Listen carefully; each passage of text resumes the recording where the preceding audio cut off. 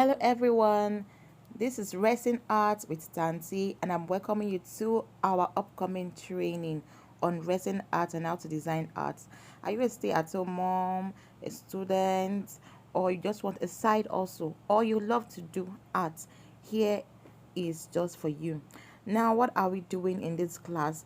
We'll be learning how to make mirror with resin art, fancy pieces, combs, earrings, pendants, keychains, necklaces, hair clips, fancy trays, jewelry box, wall clock, finger rings, ball pen, some home decorations, fairly arts souvenirs for parties, and so on. So just slide into my DM and let us talk more on what you want to do and just start the training straight away. The training is just 5,000 naira. Just 5,000 naira, and I would like you to come see what resin is used for, bring out your own creativity, and just love what you do. So I'll leave my number here and you can just join me and let's go into the training straight away. See you there very soon. Bye for now.